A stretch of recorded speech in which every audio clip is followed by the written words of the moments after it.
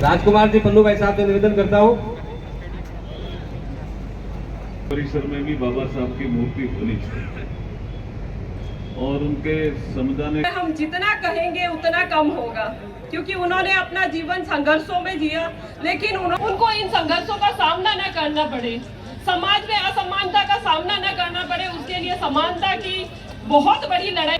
उनका ये ऋण हम चुकाए न चुका सकते हैं, लेकिन मुझे गर्व हो रहा है कि आज के दिन भारत रत्न और सबसे बड़ी बात है हम सबके मार्गदर्शक है, प्रेरणा स्रोत है। लेकिन साथियों एक निवेदन और है कि बाबा साहब ने इस देश में भी उसे करें जो राष्ट्र निर्माण पे काम करे, जो हमारे देश को समृद्ध बनाने में, विकसित बनाने पे काम करे। और सबसे बड़ी बात, हमारे आदरणीय प्रधानमंत्री जी हमें एक मजबूत देश देंगे।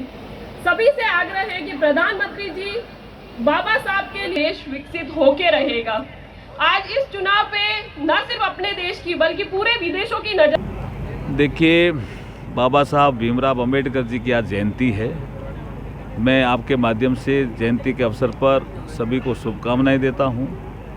और नरेंद्र मोदी जी ने बाबा साहब के आदर्शों पे चलने का जो दृढ़ संकल्प किया, उसके कारण ही 112 योजनाएं इस देश में पिछले 10 वर्षों में आई है, जो भारत में सामाजिक असमानता को दूर कर रही है, सामाजिक समानता ला रही है, आर्थिक असमानता को दूर कर रही है, आर्थिक समानता ला रही है।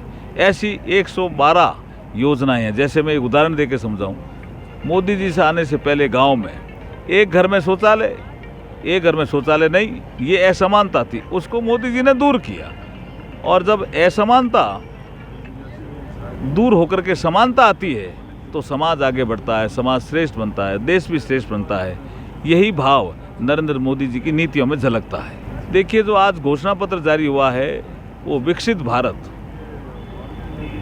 को आगे बढ़ाने वाला घोषणा पत्र है, जिसको हमने संकल्प पत्र का नाम दिया है। मोदी की गारंटी 2024।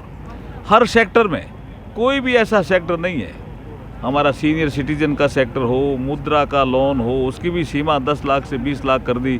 सीनियर सिटीजन थे, उनको आयुष्मान भारत 70 से ऊपर वालों को नहीं मिलता था, वो आज 70 से ऊपर के जो सीनियर सिटीजन है, किसी वर्ग किसी जाति के हैं, उनको भी आयुष्मान भारत का लाभ मिलेगा। भारत सक्षम बनेगा, हमारी जो नारी शक्ति है उनको सम्मान मिलेगा, युवा सक्षम बनेगा, गरीबों का कल्याण होगा और किसान को सम्मान मिलेगा। यही घोषणा हमारे पत्र है, उसका सार है।